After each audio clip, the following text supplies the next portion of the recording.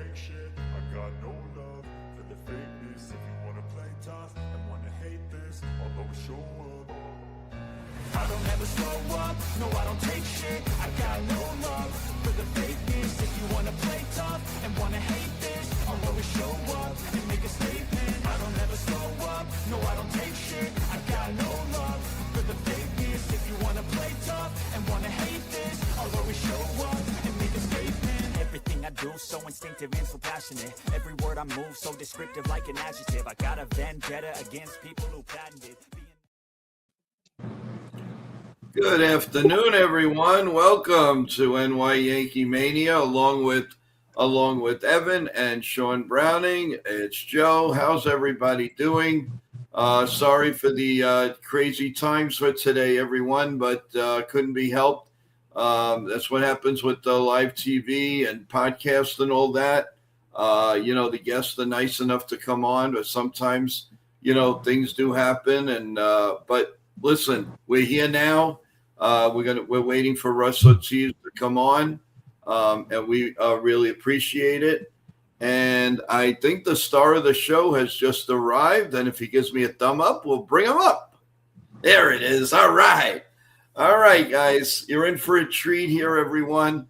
A really, really, really good pitcher has been gracious enough to come on today, thanks to Nitin and his sports team. And we're going to bring up Russ Ortiz, who I thoroughly enjoyed watching pitch with the Atlanta Braves and the San Francisco Giants. So, guys, we ready? Let's bring him up. And there he is. One of my favorite old-time pitchers. How you doing, Russ? It's Evan, Sean, and Joe. How you doing? Nice to meet you. I'm great. Good to meet you guys.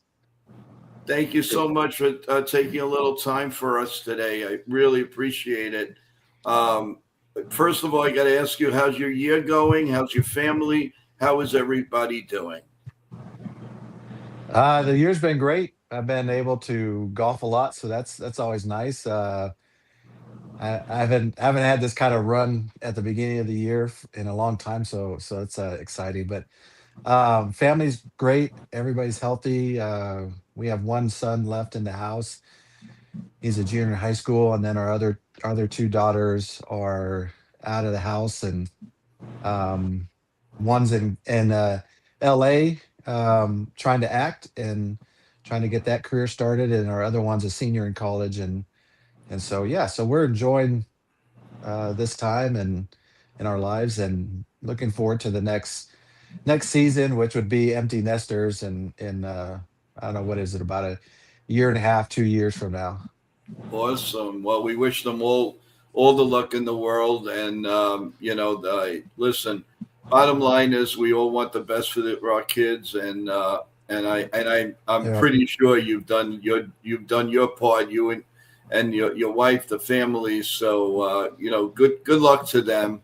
And what about Russ Ortiz? I mean, what a really good career you had. A couple of fans already have asked. You got to ask him one thing, because I'm going to watch the replay. Did he enjoy pitching in Atlanta more or San Francisco? And you think he'll tell us the truth? So we're going to start. That's a good question. And that's from Bob. That's from Bob from Staten Island. All right. It's tough. I mean, I'll say San Francisco, mainly for a couple reasons. I got to pitch in Candlestick Park my first 2 years, which was an experience. I mean, it's cold, it's windy, for the fans especially, but bring the other teams would come in and they're freezing, and so for a pitcher it was great.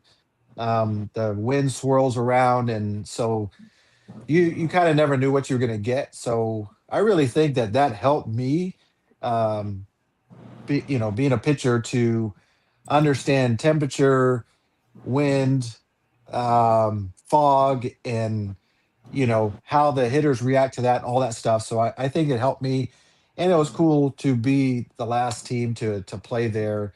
when we moved to the new ballpark. And then so moving to the new ballpark was another great experience. And I mean, there's nothing like opening up a brand new ballpark, and it was one of the more state of the art ballparks. It's beautiful. It's a great place to play, great place to pitch, all that stuff. So I would say I enjoyed San Francisco more, for those reasons and more.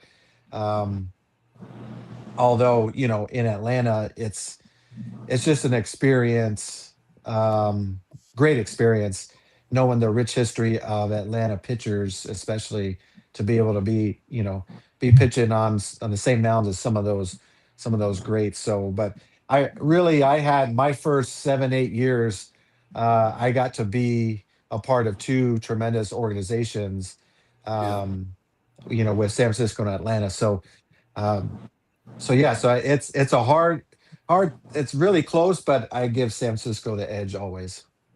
Well, we started the interview with you a little different than I usually do, but usually what I start out with is how did this all begin? How did this wonderful journey for Russ Ortiz begin? And how did you finally realize, say, hey, you know what? I can do this. When did it all begin for us? Well, so I started really pitching when I was like uh, 13, and I had a good arm.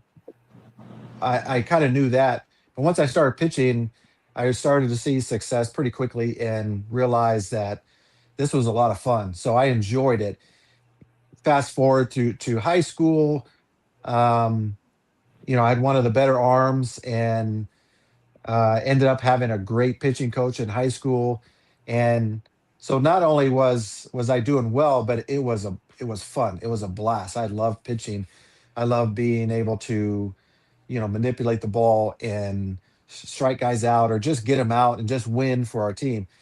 So I got a scholarship to University of Oklahoma.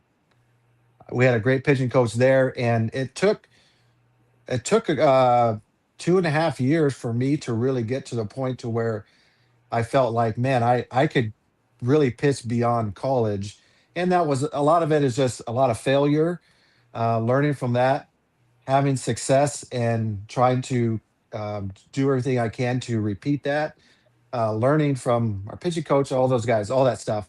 And so it really wasn't until the second half of my junior year that everything really clicked. And then I got drafted in the fourth round and went to the minor leagues. And as soon as I got to the minor leagues, the success I had, I felt right away that I'm fully capable of, uh, if I stay healthy, to take this to the big leagues. And so I think being in the minor leagues for 2.5 years and closing at first and then becoming a starter, and having a lot of success, but then also having some struggles, really allowed me to go into spring training in 1998 with, really the only goal was to pitch well. That was it. I had no control over if I'd make the team, and so that was another reason why I think uh, I was able to make the team out of spring training. I ended up making the team out of spring training, and I think one of the reasons why is because, and one of the things I learned that I carried throughout my career is there's a lot of things I can't control. Um, Right.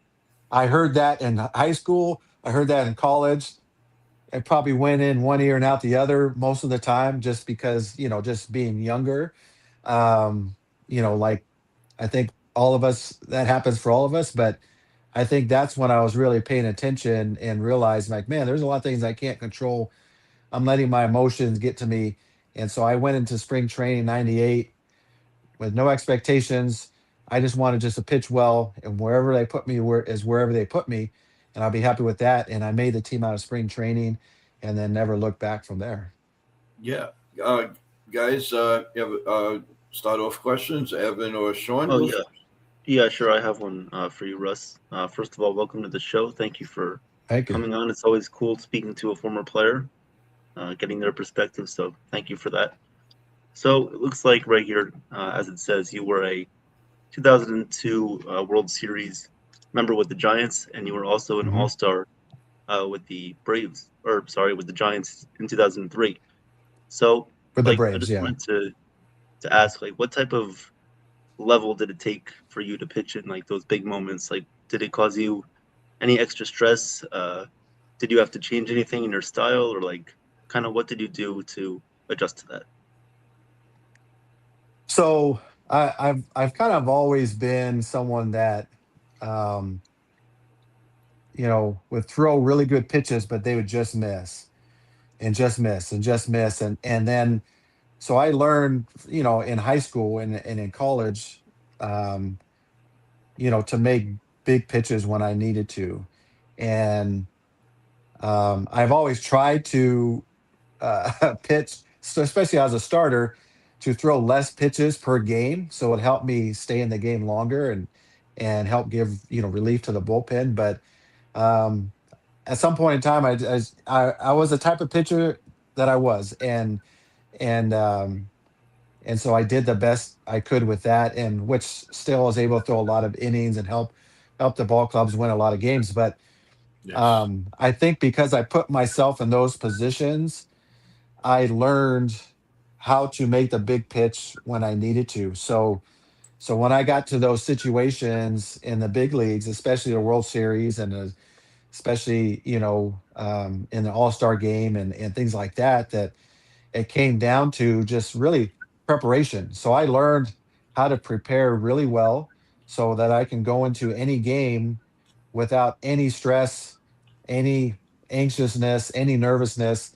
um, and now it's just really about excitement and about knowing what I need to do and just going to execute it. And like I said before, once the ball leaves my hands, whether the guy hits it, someone fields it or makes an error, or the wind takes it or whatever, takes a bad hop, I can't control any of that. So I learned how to um, you know I guess with just kind of the mental strength that I developed, throughout the years, that when I needed to make big pitches or I needed to make an adjustment from one big game to the next big game, it was just all about really what I can control. And I Hmm. think that in the end became the big thing for me, is that I realized I could only control certain things. And so that on the mound, that helped my breathing, that helped with my mental clarity, and that helped me to execute a pitch. And so, nowadays you hear a lot of people talk to, especially young players, about trying to control their breathing and stuff like that. And all of that is great.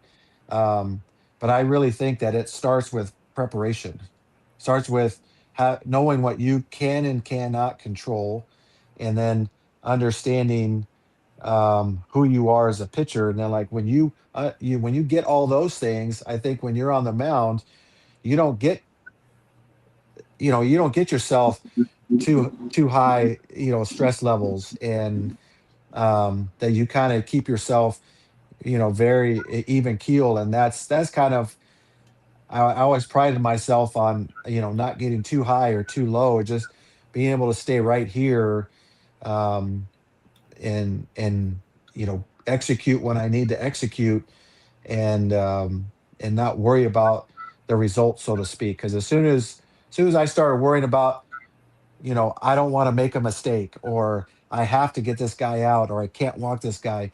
As soon as I start saying those negative things in my head, um, the stress level goes up. So I learned that pretty early on, how to talk to myself. And but really, like I said, the preparation piece of it beforehand, the days before, is huge. And that was always huge for me, because I went into the game confident, knowing what I needed to do, and now just go out and execute it. Awesome. Sean? Yes, so Russ, thanks for coming on and taking the time to be here with us Thank today. you. And congratulations on such a long, consistent, great career you had with multiple teams, well traveled.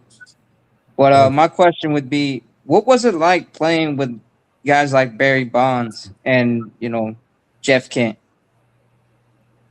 and incredible. Um, I don't think I really understood for the first couple years how good Jeff Jeff was. Because Barry kind of overshadowed everybody. I mean, the things that he could do with the bat, hitting wise, how quick he recognized pitches, how fast his hands were, um, the work that he put in to do the things he did, at the plate. I mean, that was really impressive, and I think it overshadowed everybody else. And so I think it allowed guys like Jeff to, in a sense, fly under the radar a little bit. And but we saw Jeff, you know, get on base, drive in runs, hit tons of doubles. We saw that all the time.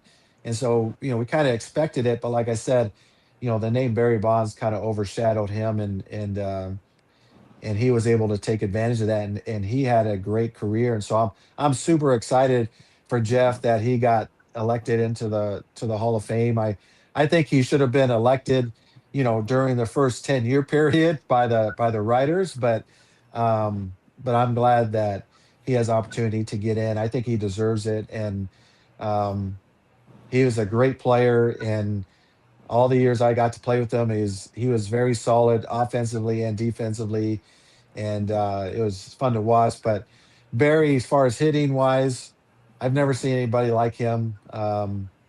He he did things that I don't think, any of us that are alive today. I don't think that, we really have seen before. I Understood mean, it. this, Yeah. yeah, just, I mean, I just think about a couple of the years with the Giants that he'd go into a series, a 3-game series, and maybe get 4 pitches to hit, like legitimately 4 pitches to hit, and 2 or 3 of them would be home runs, and um, so he wasn't getting pitched to at all, but Right. yet when he would get a pitch to hit, he was hitting them, and he was hitting a lot of home runs. And Oh so yeah. I don't know if anybody else can do that, and so I mean, nobody I've it look, seen. yeah. I mean, it looked like almost every home run they showed was like going into McCovey Cove. Yeah, Well, exactly. I mean, yeah, all the splash hits that they have. I mean, I'm pretty sure I was 50 to 75% of them are berries. So I mean, it was incredible. Yeah, and that was fun. That's one of the aspects about why I say I love pitching in San Francisco, is because of that whole um, opportunity for guys to hit the ball in the water. It's very unique, and so I think that adds uh, to my reason why I love pitching there. And I know a lot of other people love pitching there, and they think it's one of the best ballparks, if not the best ballpark. But yeah, that's Barry. Barry had the patent on splash hits at first, and um, it just, yeah, it was incredible just to watch him hit. Yeah, I don't know if I'm sure you'll remember this, but I was at the game when he hit the home run in Yankee Stadium, like Oh 14 yeah, rows up in right field bleachers. I mean, that was yeah, like yeah. ridiculous. That was a Yeah, I shot know. shots. that's like That no And man's land. Yeah, yeah, really. That was unbelievable. We have a question for you, Russ, from okay, Teresa, and she asked the first of all, welcome and thanks for coming on. She asked, thank you. you talked about Kent. The Yankees have his son now. Did Jeff Kent ever talk about his son? And was there? Can you give us any type of review or anything that Jeff had mentioned about his son's playing? So let's see. I didn't realize that his son is with the Yankees. Is that the one that was at Texas A&M? I Uh, believe so. Caden okay. can. Cade, yeah. Yes. Um, yeah. So so the years I played with Jeff, like, they had probably 3 kids, maybe 4. the years, the years that I played with him, and so we got to see his kids grow up. Some of most of his kids grow up, and then through the years, you see each other as you visit, each other's city where they're playing and all that stuff. Um, so when we're with the Giants together, and then if my wife saw his wife in the stands, they would see the kids and all that. So we kind of somewhat always kept up, through the years. I should say for a while we kept up with each other. Everybody does, and so we kind of see how everybody. But I never knew where Jeff's son was as far as like ability and all that stuff, as he got into his teenage years. And then Right. I think it was a year or two ago I realized that he was playing for Texas A&M. So um, which I thought was great because then they show Jeff at the games and stuff. So one of the things is Jeff has always been a really supportive dad, to his kids, and so it doesn't surprise me that you know he was there pretty much at every game with his son at A&M, and doing whatever he could to help him. But him and his wife Dana, like they did a great job. They've done a great job with their kids as parents and being supportive and all that stuff. And we got to see that early on. Well, I'll tell you, if he's anything like his dad, the Yankees have a pretty good player there, and he's a left-handed Yeah. hitter, so of course Yeah. it's well for Yankee Stadium. Another Right. question for you from Katie, who's an avid Yankee fan. I mean, really a Yankee fan. What was your favorite moment in your Major League Baseball career? Oh boy. So I have a few, and they're all different aspects of my career. My first outing, well, I should say, getting my name announced on opening day 1998 was a huge one.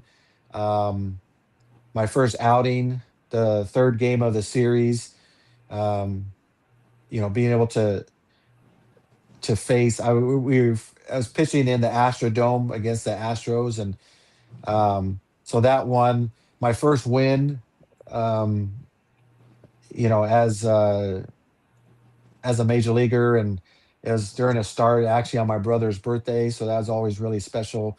Oh, yeah. Um, you know, my first hit, well, all that stuff as like, you know, pitching in the World Series or pitching in the playoffs in general, pitching in the World Series, being an all-star, uh, winning my, 20th game when I was with the Braves and all that stuff. So I mean, those are all my favorite, memories. But I mean, the one that I think what if I was to prioritize them, it's definitely pitching twice in the World Series.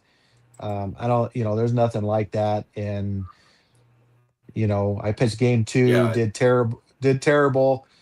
Fortunately, the other pitcher did terrible too. So we still had a chance in that game, and then pitched game six where we almost won, and unfortunately lost game seven. But there's nothing like being the last two teams in the season. You start off and it's everybody, and it just funnels down to two teams, and there's just nothing quite like that feeling. Yeah. Oh yeah. Evan? Yeah. So with the WBC going on right now, have you done any previous coaching since you left the MLB or retired? And has that been something that you've been thinking about? And what are your thoughts on the WBC this year? So the only coaching I've done is just helping to coach my kids, or help at the school that our kids have gone to, um, things like that. I've given some pitching lessons uh, to guys, here and there and all that stuff. Always paid attention to game. I love watching it. Love going to games if I can make it, but never have officially coached. I have always said that if I was to actually coach, that I would love to be a part of a high school program to, help build pitchers foundations, and help send them off to college or professional ball. But that opportunity never came about. So, but now, yeah, now I'd love to, because baseball right now is heavy in analytics, Mm. and um, I think because of my experience and my success, and all the knowledge that I have with pitching, I think, I would be able to be of great value to any ball club, being able to see things that, you know uh, data can't see. And so that's kind of the thing I've been doing the last couple of years, is just reaching out to teams to see if that would ever be something available in their system. And so I'm still looking for that. That's just something I would love to do. I would love to just watch video and dissect the hitters and understand our pitchers best, uh, as better, as best I can, and be able to just add on to what the data says. Because I do think, data does a lot of great stuff. There's a lot of great information, but I don't think it covers everything. So No. whatever those areas that it doesn't cover, I believe that's where, my eyes and my knowledge, as well as other guys can do it as well. But speaking just for myself, like, I believe that's what my eyes and my knowledge, my experience can do, is just fill in those little gaps, and come up with the absolute best strategy of how to approach the other team. And um, yeah, so I'm still looking there. I've had some great opportunities to talk with teams, and they went really well, but they're just not open to that quite yet. And so I would just keep trying, but that's just something that I've said a couple years ago, that, man, that's what I would love to do. I would love to just be a helper in that analytic department, and see how I can help them make their pitchers even better, make and bring them more success, and most importantly, bring the team more wins. So do that. And but as far as the WBC, I mean, it's a blast to watch. Um, it's when you get a group of people together, um, that are from the same area, some same country, same culture. Um, I mean, it's a lot of fun to watch, because you're playing for more than just wins and losses, in a season. It's really, it's more heartfelt, and I think that's what I love about it. You get to know names that you normally, maybe not get to hear. You get to see stories like that high school kid that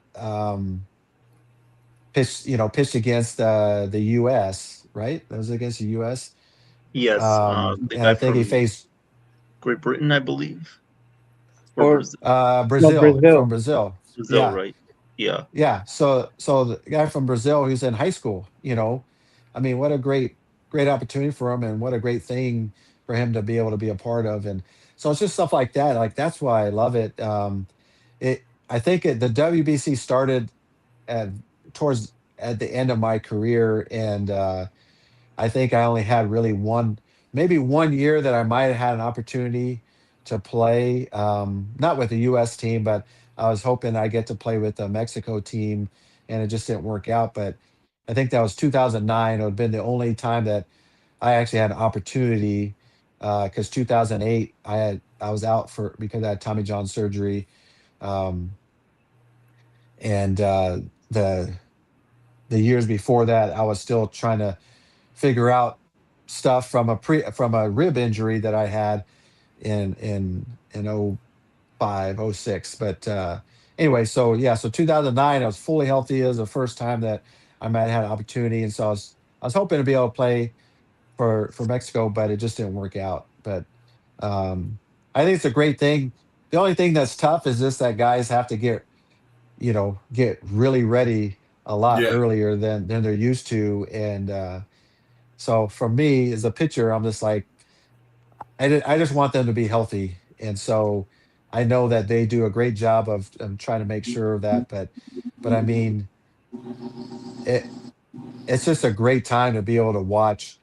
I actually, before I got on here, is watching what they're showing right now, which is Israel versus the Dominican Republic. Dominican. Yeah. So so it's just a lot of fun to watch. Yeah. I I know. agree. We have a question here from Mike, and Mike asks, "It's all well and good, but do you like the timing of it right before opening day, and that teams have to hold their breath that somebody doesn't get hurt? A couple of years ago, what happened to the Mets? They lost Diaz because of it. Yeah. Do you like the timing? Do you think it's the right time? Or do you think they should do it maybe after the World Series? Honestly, I don't know if there is a right time for it. You know, I think this may be the best time for it. Either that or mid-season would be the only other time. But then that's when the All-Star game is, uh, and the weather may be way different in the summer or summer months, that it wouldn't be a great time, maybe playing in other countries, but I don't know that. But I think I think this is just the best of the worst option, that they have. I don't think there's actually a good time to have something like this, but obviously people love it, and obviously it's been a big hit, and um, I think it allows all the players to play more for the pride of their country, their heritage, their culture, rather than just for their team or their city. And so I think it's like when you're part of an Olympic team. It's the same thing. It's just when you get a chance to do that, it's a special thing. And so I think it's a special experience for a lot of these guys, and they enjoy it, and they're willing to do the things that they need to do to get ready a little sooner, um, to go full out. Because yeah, right now, air, normal spring training, you're not going full out right now. I mean, you're pretty close, but it's not the same type of adrenaline. It's not the same type of. It doesn't mean the same here in spring training than it does in the WBC. Well, So those are the things you have to really be careful of. And that's why I say it's like, man, I just want all these guys to be healthy. Because yeah. but if so no matter when you do it, someone can get hurt just because that sometimes happens. But um I just don't think that there's really a perfect time to do it. So yeah, I mean, like with the Yankees and the Yankee fans, they hold their breath for Aaron Judge. I mean, Aaron Judge is, Aaron Judge. So that's a scare that Sure. you do your lucky stars, and you go from there. But it's For a sure. it's a nice way though, for spring training for all the teams to see a lot of their other rookie guys. Is there anybody that's going to help us in 2026? So there's positives, there's negatives, and I'm I like it, but I'm not a huge fan of it, only because I'm worried for the team, especially. I know, obviously don't own it or anything, but I'm just worried because you see what happened to the Mets. It killed their whole season a couple of years ago by this guy going down. I mean, Yeah. it could happen to anybody. I mean, and we just fine. I just hope everything is good. I mean, obviously you could fall asleep, you could fall down in a bathtub. Anything's possible in life. But that's the only thing with that. And we do have a couple other questions for you Sure. about the changes in pitching. Do you like the ABS system?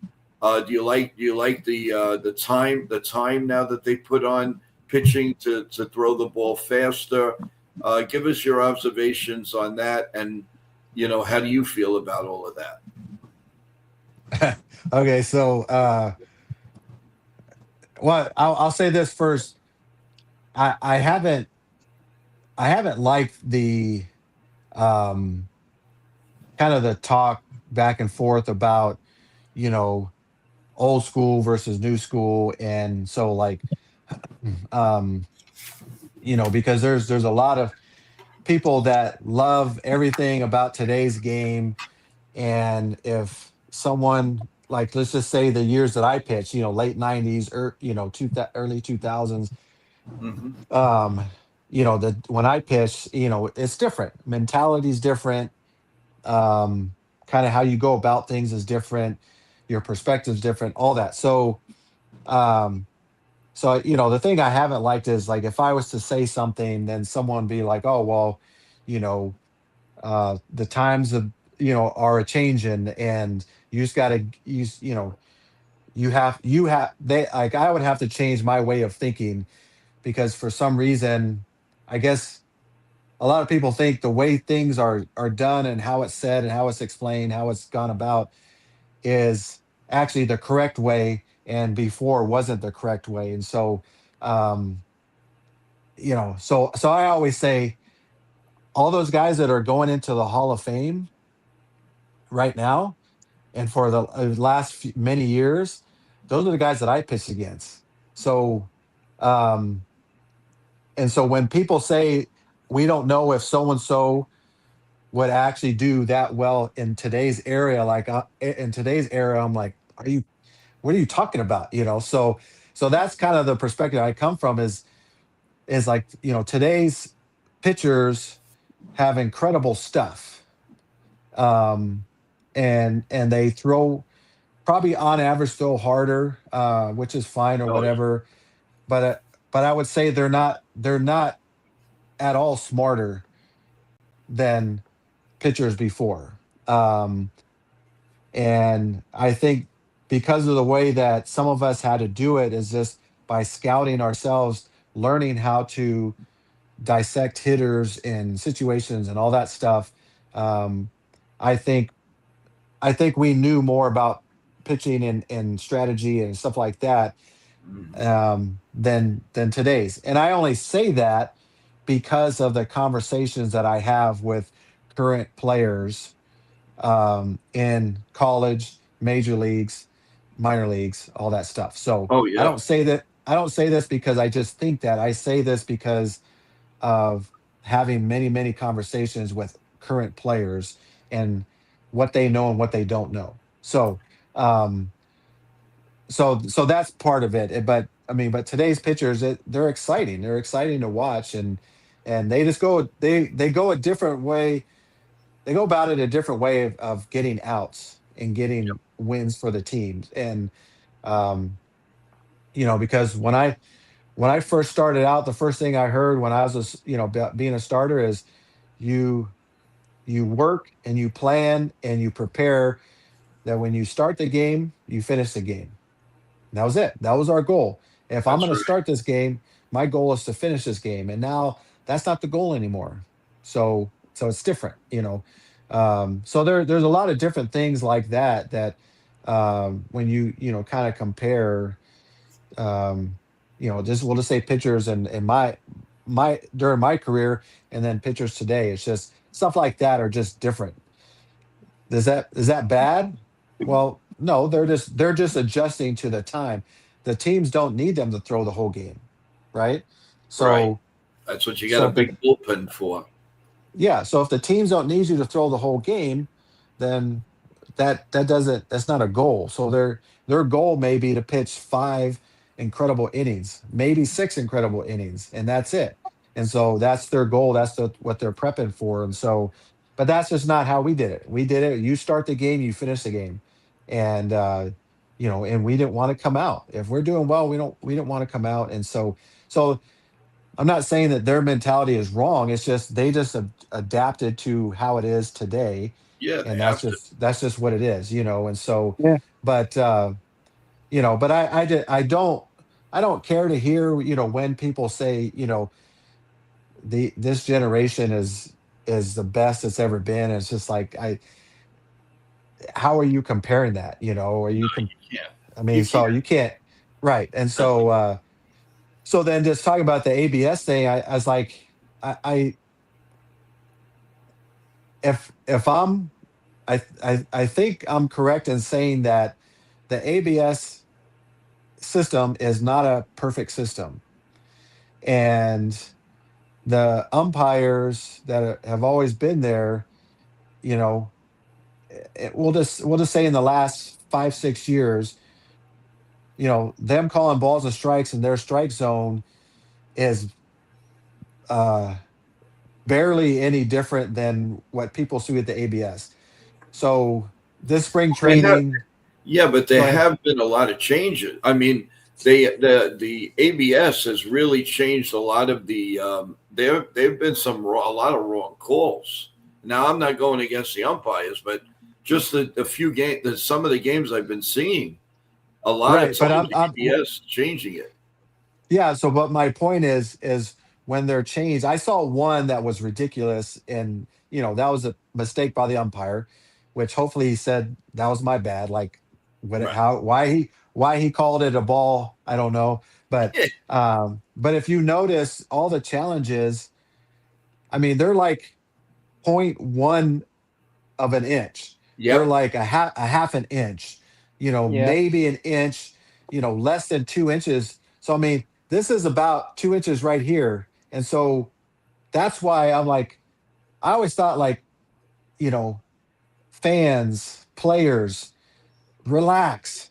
You're talking about he may have missed a pitch by this much, and if you notice, there's a lot of hitters and catchers pitch will be called, whether it's called a strike or ball, but they challenge it right away. Like, hey, I know that that's a strike or that's a ball, and it comes back on the ABS system, and it's a ball or a strike by this Yeah. much. Yeah. I know. So, Right. You're so right. those guys don't know that it was this much off the plate or this much on the plate. They don't know that. They're from their perspective, it looks way better. From from my perspective as a pitcher, I would throw a pitch, and when you throw, your head goes down for a second when you throw, and then it comes back up. And so I would see the very last bit of the ball before it gets to the catcher's glove, when it crosses the plate to the glove, and it looks really good to me, and it's ball. So, and then when I go back and look at where that pitch was, I was like, oh yeah, that was a ball. So, but for me, it looked really good. And so pitchers have a different perspective of what's a ball or a strike. Hitters have a different perspective. Catchers have a different perspective. So, and I know umpires they're the way that they call the game.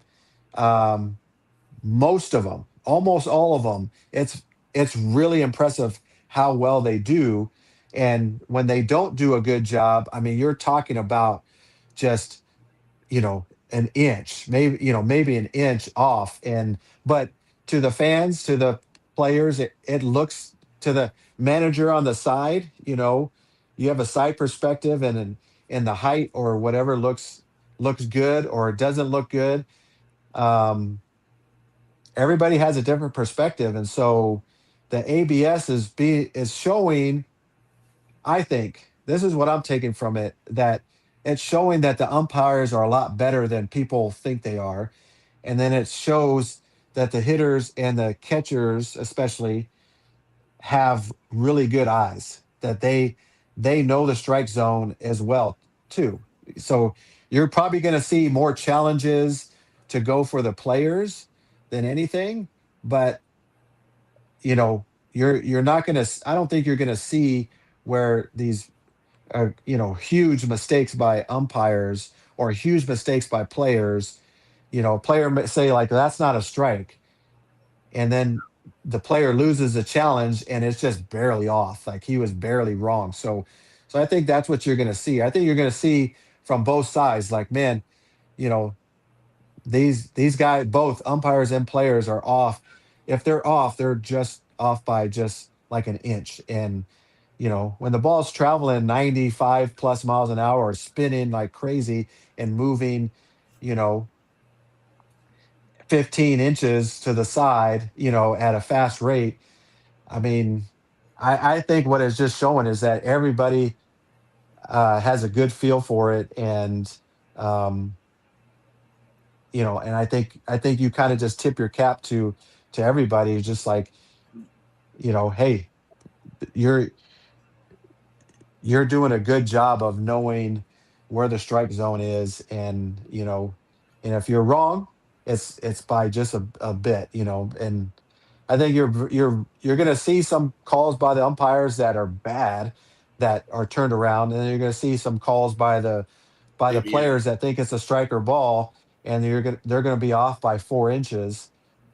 But I think that's barely going to happen. So I don't know if that's I don't know. It's gonna. I I'll tell you, it's I gonna don't know. make for an interesting, either strike or lockout talks that gonna begin. I think this week, actually. I think the Probably. talks, yeah, they start this week. So, I mean, I'm hoping to Yeah. God that we don't have a stoppage, because I don't think we need that right now. Especially, how do you come back to the people that they have to get this service, that service, this Yeah. service, and Oh yeah. everything, and yet you're still going on strike? When is it enough? Yeah, Yeah. Well, I'm now going on the it's people's it's perspective. not about it's not about going on strike. It's more about, I think, being locked out more than Right. anything. Yeah. So, Yeah. I think they would be locked out before they would ever, Yeah. Yeah. That's what I decide to meant. go on There's strike. going to. And so, and I that's don't the think owner's we part. That's the owners, locking the players out. So, yeah, so it's tough. I mean, yeah, I think you're exactly right. Like, how would, if there's a lockout or if there's a strike? Yeah, I mean, how does baseball come back from that? And that's going to be an interesting fight, and I hope they get something together. But I just don't think bringing out this system, um, the ABS system, to possibly, because you hear a lot of fans saying like, why we should just go to robo ump. So like, I think that's ridiculous. I No. think that's one of the dumbest things that baseball would do, is if they did all electronic strike zone. Um, and I think, like I said before, I think you're going to see how good the umpires really are, and how close they are. I mean, if they call a pitch a ball, and it's actually a strike, and I mean, it's just on the very edge of the ABS, box. You can't tell me it's like, man, you know, the umpire maybe had it. He's like, that was just barely off, and it's just barely on. Like, you're talking about just a very small, um, i- you know, Situation. mistake, but by an inch or whatever. And so I'm like, that's pretty good. So I don't know. It is what it is. I mean, but I really hope that there actually isn't any plan to go to robo umps. And you mentioned No, the pitch I don't clock. think. I don't Yeah, think that'll happen. I mean, I I hope not. honestly. No. But that's what It. fans want.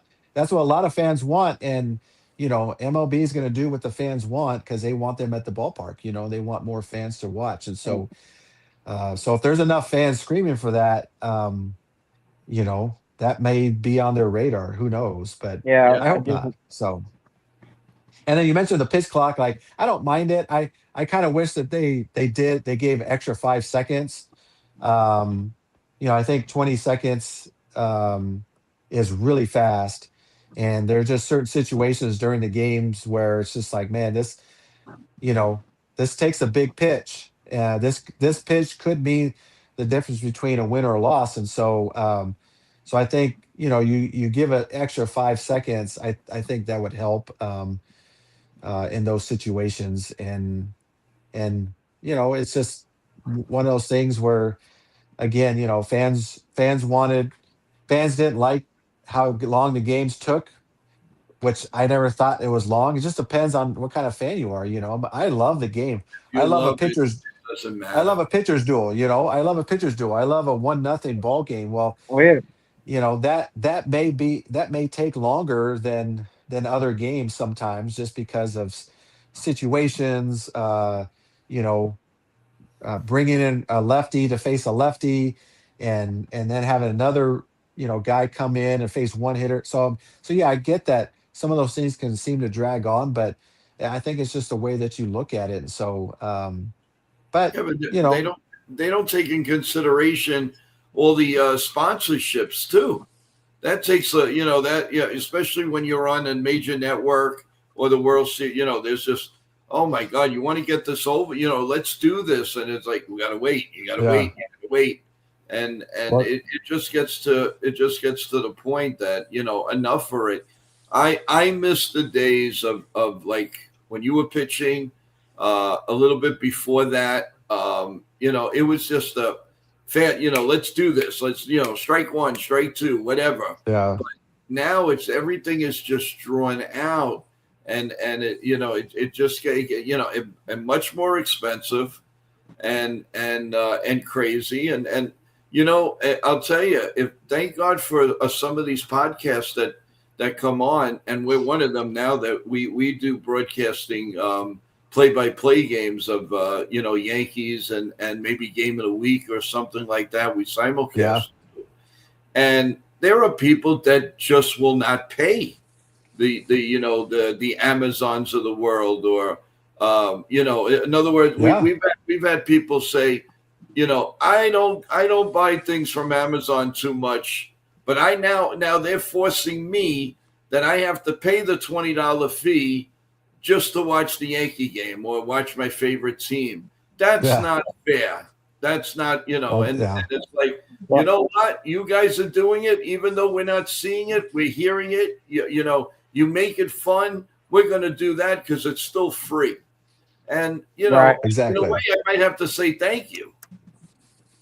Yeah, I mean, when I played for the Braves, I didn't realize how many Braves fans were around the country, and then you quickly realize, well, because TBS allowed everybody in the country to watch Braves games. Yes. There's a lot of Cubs fans, because WGN allowed everybody in the country to watch Cubs games. So Yes. that matters. That's a big deal. So yeah, so I agree with you now that you have to pay for everything to be able to watch your favorite team. It makes it tough. I never understood the whole blackout thing. Um, I know. That's another thing. but I mean that's a thing going back to when I was a kid. That's why I grew up near LA. Um, and that's one of the reasons why I never had like a favorite team, because the closest team to me were the Dodgers, and I could hardly ever watch them on TV. So, um, so that was frustrating. But we could see the Angels games more because they weren't closest to us, and so I enjoyed watching the Angels a lot on TV. But I wanted to be a Dodgers fan, but I never really was able to it never became a part of me personally, because I didn't get enough chances to watch them play. So I never understood that part. And I know kind of the same way in somewhat still, but I think it's better now. But you do have to pay for it, and a lot of Yeah. for And a lot of the games, and that's really expensive. And one of the things too is that with the shorter amount of time for the games, some people are traveling and it takes them a long time to get to the ballpark. Yeah. And they come And into the third inning. yeah, and sometimes because of if you don't leave at the right time, sometimes because of traffic and everything, you get there late, and then you're there less amount of time, and then you got to deal with traffic again leaving. And um so that I always liked how the games were, and one of it was because I knew how hard it is for some people to get to games, how long it takes them.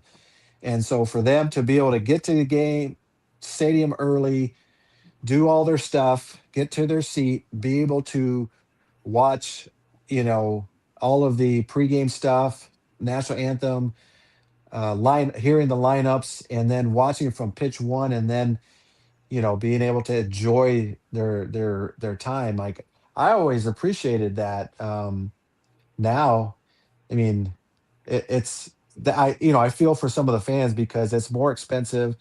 It's really hard to get to some stadiums, and they're And you there for get less there, amount and of time. then they're searching you left and right, so you have to wait online. I mean, obviously after 9/11, a lot of things changed, but it was, it was just, it's different now. It's, I feel that a lot of fans have been really robbed from what, I'm a little older, and I saw baseball the way baseball should be, and I believe it started changing, right. I mean, obviously after 9/11, but I mean, we went through the years of the 98 Yankees, Mhm. everything that happened before that, and so many things have changed. And I just wish some of the managers were back. I miss a lot of the managers. Not taking anything away from everybody right now, but I mean, you miss the fiery of some of these managers, and it was just it was a different feel when even as late as you were playing. I mean, up until 2000, it was I don't know, maybe because the Yankees were just winning. I can't explain it, but it was just that it's a different time in baseball now, and I really wish, like even like Evan sitting up here, and even Sean.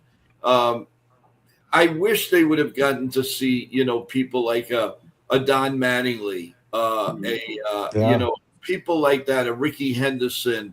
I mean, Bonds in his heyday, of course, a George Brett.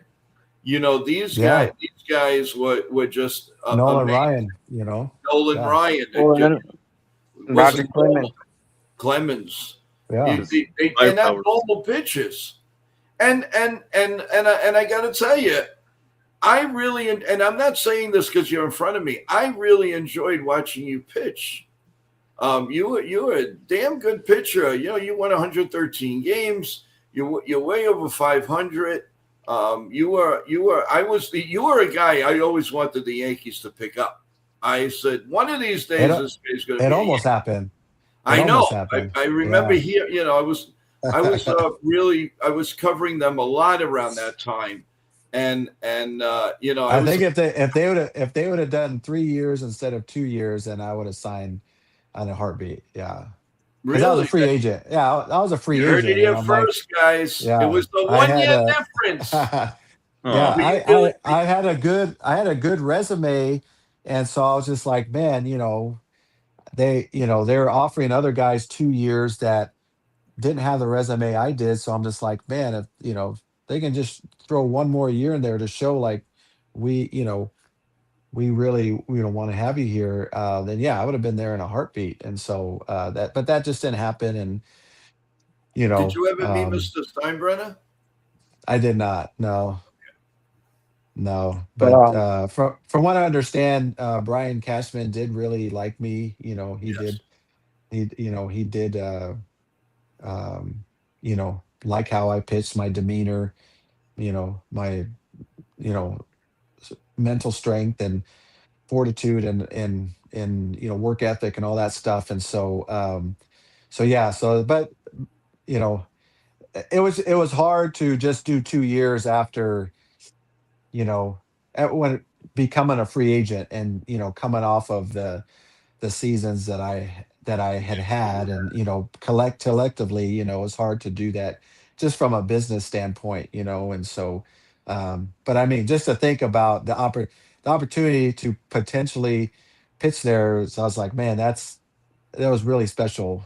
Believe me, it's just because all the guys that I knew from playing and become friends with that play for the Yankees, they just talk about how fun it is. It's a lot of pressure, of course, but Yes. they're like, it's fun. Like I never worried about the pressure part. It's just but they always enjoyed it, and I'm like, that's what I had in Atlanta. There was a lot of pressure to win, because every year I was there for I think two of the 14 consecutive NL East titles. I was there for two of them, so there's a lot of pressure to win, and there's a lot of pressure for a starter to do what the guys have done for years. And so like the pressure wasn't a big deal. It was is there an expectation to win?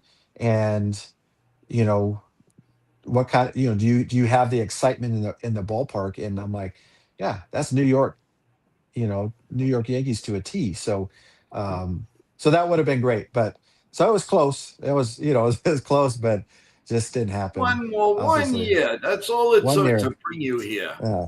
I mean, Yeah, now they have I like think No, we can say, that they had the means to do that, um, but no, it's just, I say that kind of jokingly, but at the same time, like, I really did wish that that would have happened, you know, and but there's just other plans for me, and Well, so a quick yeah. question though, while we're on that, and I think is a good question. Now you say 3 years. Now, how does a player feel if it was 2 years and an option? Is that a consideration, or that's still not anything in? Let's say a Yeah. player option. Let's give the benefit of the doubt to the player. How is that a little bit more enticing to a player? Yeah, what's funny is someone brought this exact same thing up, same topic up, and asked me the exact same question. So that's a really good question. This was only like 4 days ago, so so um, so it's a No, I really did good not hear question. the interview, unfortunately. No, it was just a conversation with a friend that asked that question, and so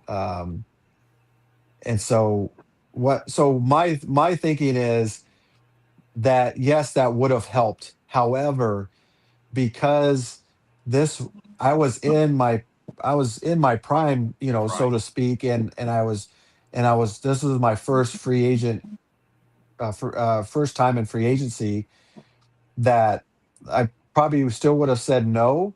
If it was a player option, that's different.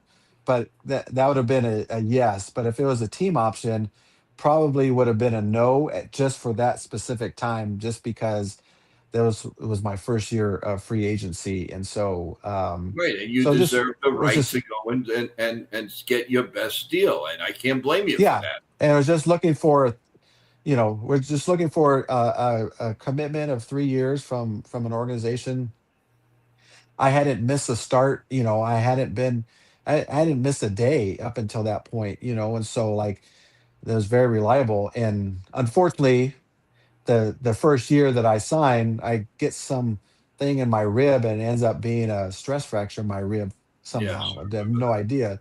So, so that those are things that are unfortunate, and that's, and a lot of stuff in life that I think I needed to learn, and to be able to mature and grow, et cetera, all came from those experiences. And so that's why I say, is just like there was just, another plan involved, why it worked out the way it did. And Yeah, so, it was um, destined. you But know, so I was selfish. I wanted you in New York. well, in I wanted you 2009, in the first. I at the end of at the end of 2009, I got let go by the Astros at the very end of the season, and I signed with the Yankees and went to for 2 weeks. We did a 2-week contract, 15-day That's contract, and right. I forgot and about so that.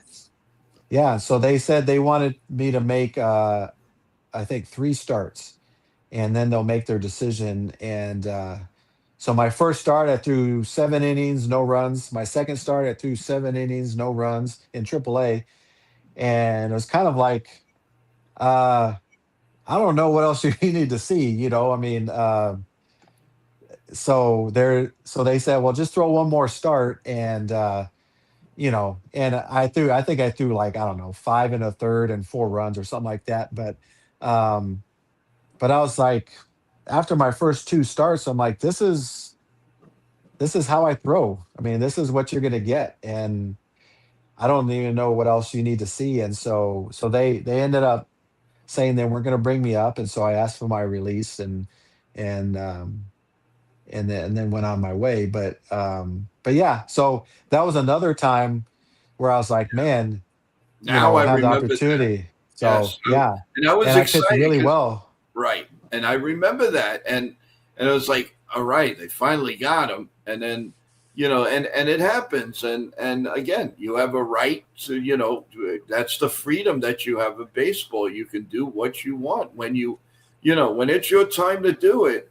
By all means, you gotta go for it. This is your livelihood, and you don't know how long it's going to last. It could last 20 years. It could last 3 years. You don't know. Yeah, But one yeah. thing I can tell you is that your career was solid, and if anybody here, and I know I have a lot of younger viewers right now, but anybody here, all you have to do is go on the internet, go on YouTube, put in Russ's name, go see him pitch, and believe me, Yankee fans, you definitely want him to be here. Trust me when I tell you that, and I mean that with everything that I have. So. I Guys, do you have appreciate any that. other questions, Evan, Sean, for Russ? Because we have one more here from JT. But guys, if you have another question, please.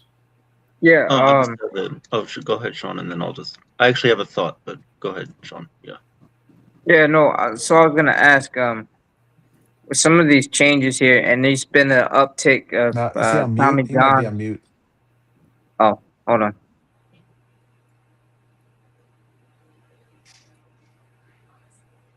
Do you don't hear him, Russ, at all? I don't. No, I don't hear him. Can you hear me? Can you hear him now? No, I can hear you. That's about it. Can you hear me? Do you hear Evan? Russ, Evan, can you No, hear me? You can't hear me? no, it's just you. I only hear just you. me. All right. Well, Evan, you wanted to? Well, somebody tell me your thought, and I'll give it. Sure. I don't know why, but it should be working okay on my end. It's Well, fine. I just. Oh yeah. Go ahead, Sean. can you? So I was asking with this uptick, with the way the rules change with the throwing thing and pitchers throwing hard, and the three batter rules and whatnot. But do you think that's contributing with all these uptick of Tommy John pitchers going down with Tommy Johns? What he's asking you is with the uptick of everybody throwing 198, 99, and 100. Do you think that's contributing to a lot of these bad arms and a lot of Tommy John surgeries?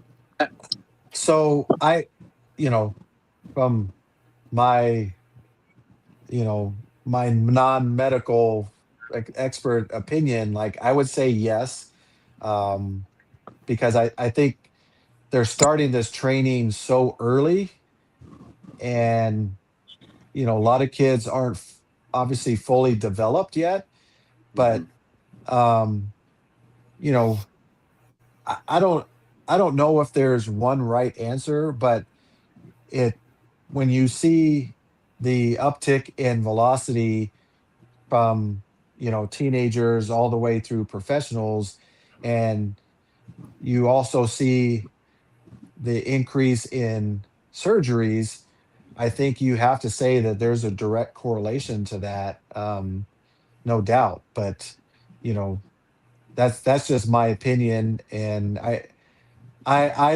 understand why people do it, because they feel like, well, this gets me looked at faster, and I can get a college scholarship.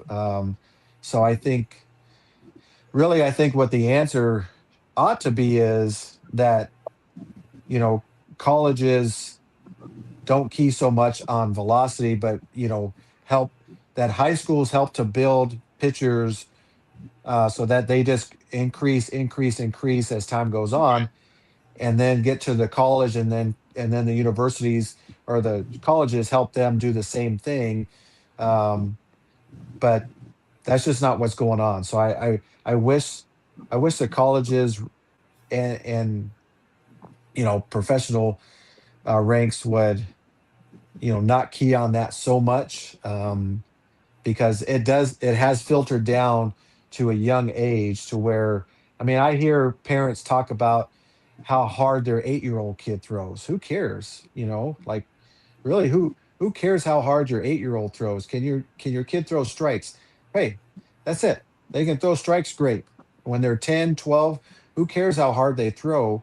Yep. And but they care because it looks really good, and it makes them look better, and all that stuff. And I get it. You want to win, and you want to have the notoriety, all that stuff, but you also want your kid to be healthy. I mean, I think, I was always healthy, and I got this rib thing, and then it turned into where I think I was protecting my arm, and then my elbow ended up getting hurt. And then so it's just like, there's a lot of things that can happen that are out of your control that can contribute to your arm suffering. And so, but when you can control the things and then your arm still uh blows out, then you did it at what cost. Um and that's because when the odds are not for you as a pitcher to make it to the major leagues, or even to get a college scholarship, when the odds are not good, you know for kids and for parents to take that chance, I think, I don't think that's the right way to go about it. But I'm not telling people what they should do and how they should do it, but I just don't think that's the best way to go about it. I think guys like me are a perfect example of, you just work to get stronger and faster and stuff as time goes on, as you mature, your body matures, and you work on your baseball IQ, your knowledge of the game, and pitching strategy, scouting, and all that stuff. And so as you increase both the physical, you're increasing your mental and emotional, and then you kind of see, let's see what we have from there. And I was able to have a long career, from all that. So I think I'm one of those guys, like other guys that I know well, that are a perfect example that you don't have to throw hard. I mean, coming out of college, I threw 97, 95 and 97 out of college, you know, but I had success, doing that, but uh I didn't need to throw that hard to be very successful. So that's kind of my point, is just I didn't need to be that No, you successful, look at Great Maddox. and yeah, yeah. And so it's just like that. And if you think about all the lineups from 1998 to, we'll say, 2006 or 7, you look at the teams that had the and their lineups, like, you're facing guys that are now going into the Hall of Fame, you know? Yes. And so I'm like, we weren't facing uh bad hitters. I mean, it was really, really good hitters, and it didn't take throwing 100. And so, but somehow, for some reason today, people think that you have to throw mid to upper 90s to be successful, and that's just not true. No, it isn't. It isn't. Yankees have a guy by the name of Tim Hill in the bullpen. He's very successful, a very good left-handed. He doesn't throw hard at all, and he gets the job done. Nestor Cortez is another one, Yeah. who usually gets the job done. Evan, I don't know if he can hear you, but I will tell him the point. Go ahead. Sure. So, like how he was just saying about like the pitchers throwing fast and stuff. One guy that comes to mind is Jacob deGrom, like for the Mets and now for the Rangers. He really had a potential to be a sure ballot Hall of Famer when his career is over. But now it's kind of in question that when he suffered like those injuries that he had with the Mets, and now with the Rangers, he's really focusing more on just hitting location instead of just focusing on velocity. I feel like that will help him a lot better now that he's with the Rangers, and it's been helping him a lot. So, Did you hear any of that, Russ? I did not. I'm so sorry, Okay. guys. No problem. Okay. Basically, what he's saying is a pitcher like a Jacob deGrom, who was Mhm. throwing 100, 99, 101, and even in spring training he was throwing 100. And then now he's with the Rangers, and he's learning how to pitch, and that what by doing that 100 and all that might have killed his potential of going to the Hall of Fame. It's possible. Who knows? But I mean, I think he's one of those, like what they'll call an outlier as far as, someone that um, didn't, that's not training like a lot of these guys are training. Um, I think, I think he's one of those guys that, as he got stronger and all that stuff, just his velocity just went up and up and up, and his mechanics, his perfect timing with his mechanics. I think his height, how he uses his body, all that stuff. I think is something that contributes to his velocity. But if you also notice, like he throws the ball pretty much where he wants to as well. So Yes. he'll throw 100 and dot it in the spot that he wants it, and that's not what you're seeing these days. You're not seeing a lot of guys do that. And so I think for him, I mean, yeah, unfortunately, he's been hurt a lot, and that I it could just be his body makeup. Who knows? It could be he may be doing everything perfectly, but it just could just because I mean, pitching is a violent thing that you do with your arm. So, um, and he may be doing everything perfectly, and it's just for whatever reason his body is just not allowing him to sustain that type of uh, violence with his arm. That's the velocity and stuff. So it may not be anything that he's doing wrong at all. It just may be his body makeup, and it's just unfortunate. But he's one of those guys where I key on that. You know, when he's healthy, he's he's one of the best pitchers that you'll see, Oh yeah. and you know, and so yeah, it's unfortunate that he's been hurt so much because we haven't been able to get to see more of him. But he's one of those guys where uh, when they're building pitchers, or when pitchers or parents or coaches are trying to build these super pitchers that throw really hard, I often wonder why don't they gauge them after someone like DeGrom or Justin Verlander for the majority of his career. Jeez. Guys like that. Clayton Kershaw.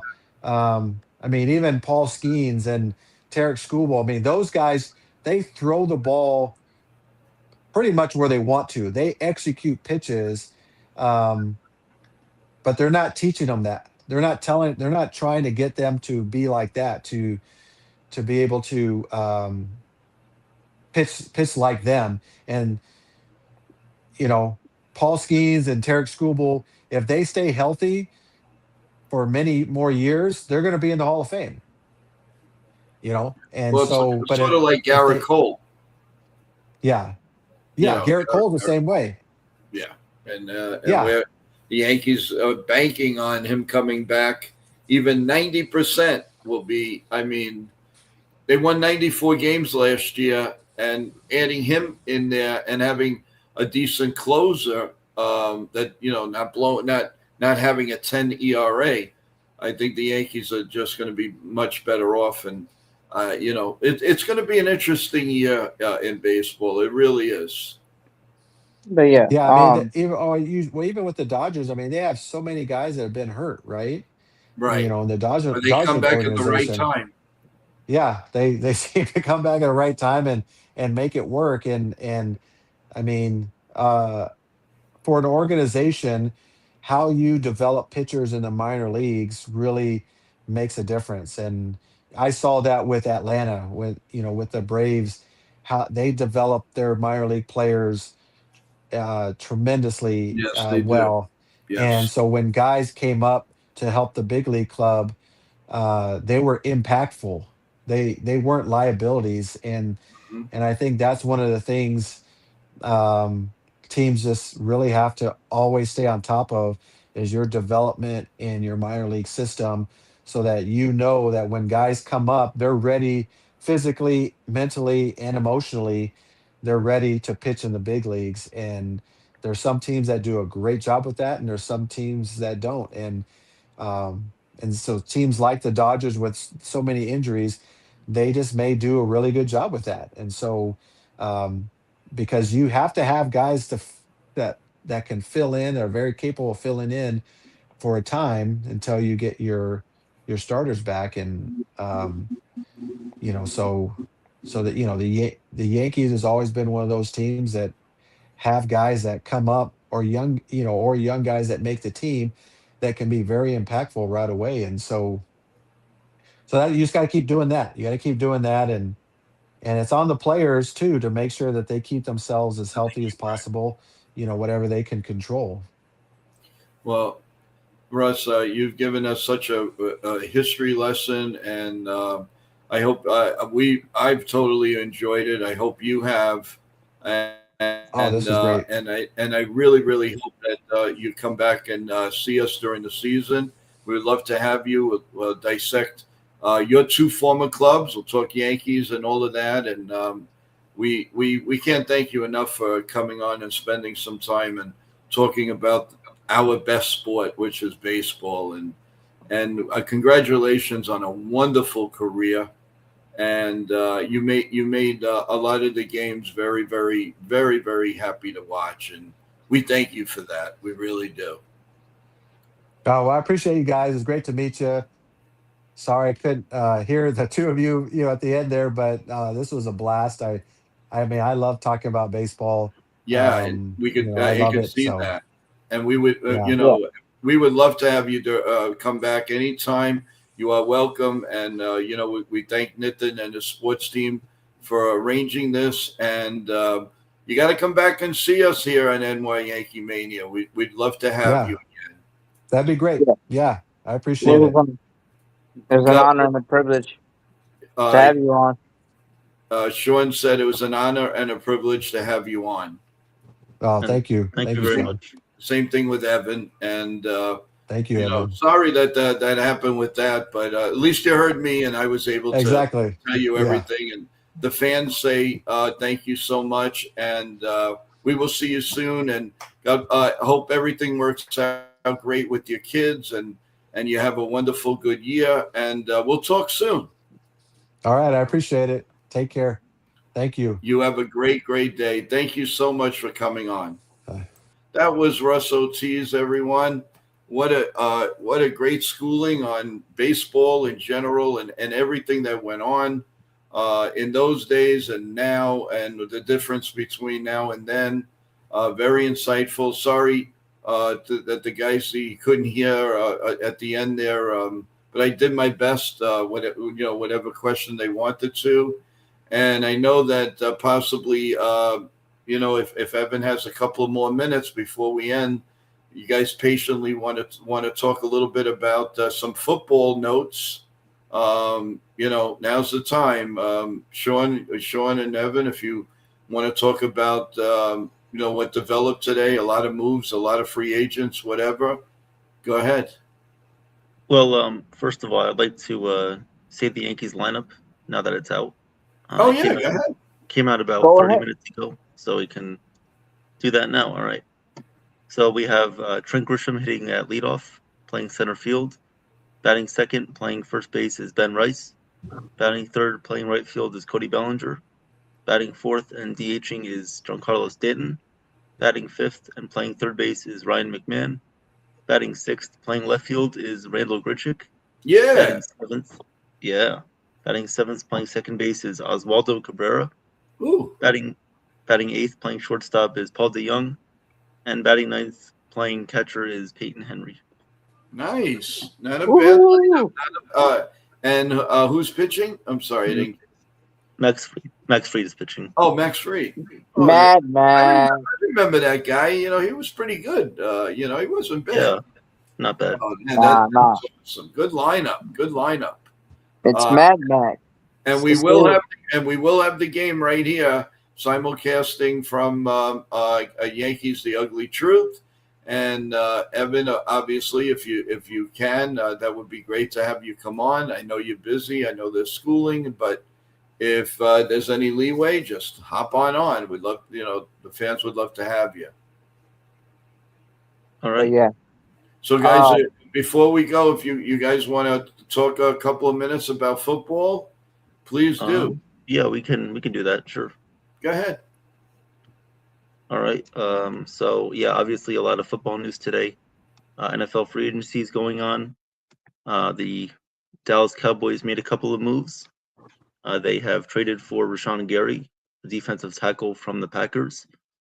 They were in talks to sign Trey Hendrickson, but then the price was too high for them, and he's still being bid over for right now with other teams, and we'll see where he lands. But as far as the Jets and Giants, we can also speak on those. I thought the Giants did make a good signing by signing Isaiah Likely to a deal.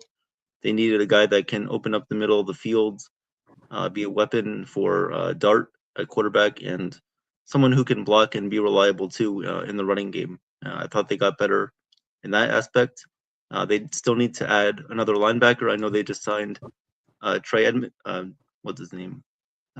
Charles said Tremaine Edmonds. Thank you, Charles, for that. Tremaine Edmonds was signed, which is a good signing. I feel like he's still a good young linebacker. They obviously need to add more in the draft and get another one via free agency, but still a lot of work to do. And this kind of leads a pathway to what they're going to do in the draft as well. All the teams, they look at their big boards, they look at their starting lineups, their starting roster for the NFL season, and they make improvements via free agency and the draft, and whichever needs they didn't fill during free agency, they're going to fill during the draft. So, I'm satisfied. How do you feel, Sean?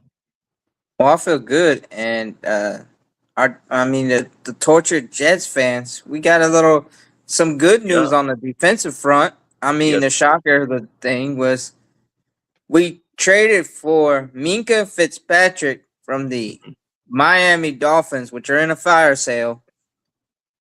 So we got him, and then we got a linebacker that signed with us. We also got a big defensive tackle. Yes. And they're making moves, and I'm like, okay, we're shoring up defense. We still need a quarterback, but we much needed to shore up our defense, especially after trading some of our big pieces during last year. But then the biggest news of the day, when Kenneth Walker, the reigning Super Bowl MVP of Super Bowl 60, agreed to sign with a 3-year deal with the Kansas City Chiefs. Mm-hmm. Yeah, that was. So now they got a dynamic, explosive running back.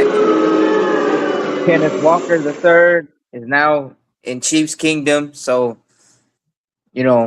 those guys. But then also you heard Michael Pittman got traded to Pittsburgh from Indy.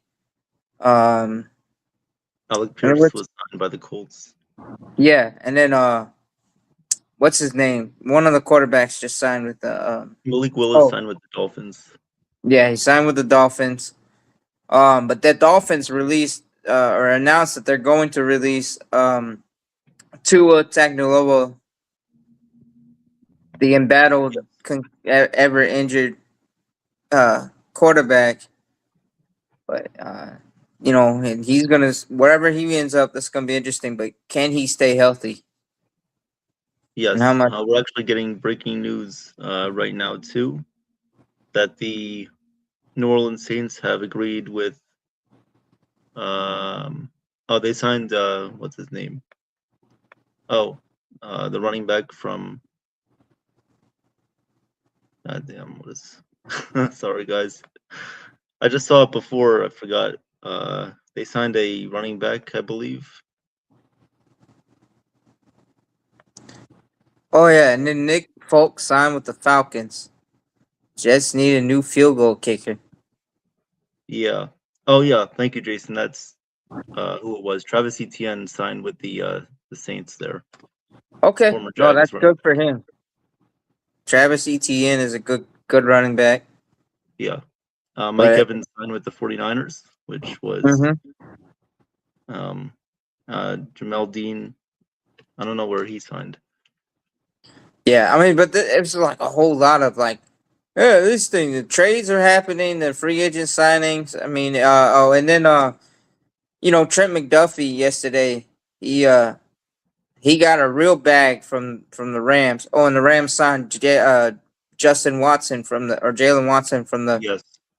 another former Chief cornerback. Mhm. But they signed a $124 million contract they gave to Trent McDuffie. I know the Rams, who are obviously notorious for giving up first-round picks, are now giving extensions out to these cornerbacks, and it's something that they needed to prioritize. Well, you know what? Also, Congratulations. Trent McDuffie's an elite cornerback. yeah. He's a lockdown corner. So I mean, yeah, congratulations for him. But yeah, it's just this wild I guess free agency period in the NFL. I guess they didn't care too much about the World Baseball Classic because they were doing it right during games. Mhm. Yes. Or maybe they only care when USA is playing because there wasn't much going on. And hey, how about this World Baseball Classic? I mean, it's Yeah, we have a little bit of news about that, right, Evan? You want to tell everybody? I mentioned it in my live YouTube this morning, but we don't have the team. But Evan does have a little bit of news that we discussed last night. Oh yes, I do, Joe. I do have some news for you guys. So on Friday, next Friday, we'll be doing the WBC quarterfinal game, the 8 o'clock game. Hopefully, Team USA does have that time slot, and if they do play at 6:30, we will consider doing that game as well. But as far as we know right now, on Friday, this upcoming Friday of this week, myself, Jason, and Chef Nick will be doing the WBC quarterfinal matchup, whoever that may be. Maybe after tonight's game or tomorrow's game or whenever the preliminary rounds are over, we'll find out who those teams are, and then we will share that with you guys. So we're guaranteed to do that game on Friday night at 8 o'clock p.m. Yep. That's awesome. But that's awesome. And yeah, guys, I mean, it's been like epic. Epic homers, epic plays on the Gold Glove caliber plays, and even that Nate Johnson guy with Team Great Britain, or whatever his name is, the third baseman. Whatever his name is, I like that. Nate Eaton. Who's on third? No, I mean, not Eaton. Well, Eaton, he plays for Boston, but no, the other guy, I think it was like Johnson or something, whatever his name was. Okay. Yeah. No, that he just, I mean, talking about a vacuum cleaner, the hot corner. He just. What team does he play for? His team plays for Great Britain for the World Baseball Classic, but I can't remember. I don't think he's a major leaguer, but he would be a sure enough lane. The outfielder is, though. And man, he robbed Schwarber, I think it was. Oh, I know who you're talking about. Yeah, the right fielder who robbed. He robbed Will Smith, and then he robbed one of the other guys. Will Smith, yes. But he had that uptime. I'm talking like the guy was flying like he was when they used to have him on the bungee things, the Raptors going in. That's what it looked like. The way he flew, that elevation. I could just picture when I saw that play. I could hear Stuart Scott going in my head. For the love of elevation. Michael K. be saying, "That's out of here," or something like that, right? No, you'd be hearing John Sterling going, "What a play!" Yeah, what a play! It didn't happen yet. No, just kidding. But I want to remind everyone we will have the Yankee game tonight, 6:30. come back to NY Yankee Mania, as we will be simulcasting with and Ken from the Yankees Ugly Truth, and we're looking forward to that. So please like and subscribe to both channels, to all of us, as we make our way forward to 1,000 subs. Everyone, let's do it! Let's do it! We're getting closer, closer and closer. Come on, guys! Tell the friends, tell the family. We're going to have a lot more guests. We're going to have a lot more shows, a lot more World Baseball games, Yankee games, basketball games, wrestling. What more? What more? Just keep on going. And all we're asking is just sub to the channel. To the channels. We really appreciate it, everyone. And looking forward to Evan coming back, doing play-by-play. Sean's going to be doing the History channel with the history of the New York Yankees with Charles on March 16th at 7:30 p.m. So we're gonna root for that and wait for that. So much going on here, folks, and we're even getting people sending us these beautiful drawings of our staff, which was now in our community. And I put it in one of my shorts, which I'm going to continue putting it on.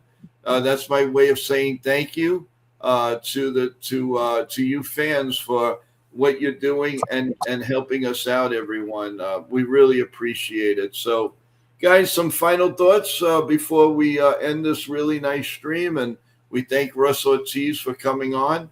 Who wants to go first? I'll go first. Sean, you want to go first? Go ahead. All right. Sorry, Sean, but so no, that was a good interview. I really enjoyed that from Russ, and always cool to get a pitcher's perspective and seeing what he had to go through and seeing the changes that pitchers had to adapt from, of course, this new age of pitching in the MLB. And no, it was great. It was kind of like a history lesson as Joe described it. And also, Joe, thank you for relaying the questions to him because he couldn't hear us. Of course. And no, it's always fun being here and doing the interviews. It's great. Thank you to Nathan for allowing him to come on, and we appreciate it. Hope you're having a good time in Florida.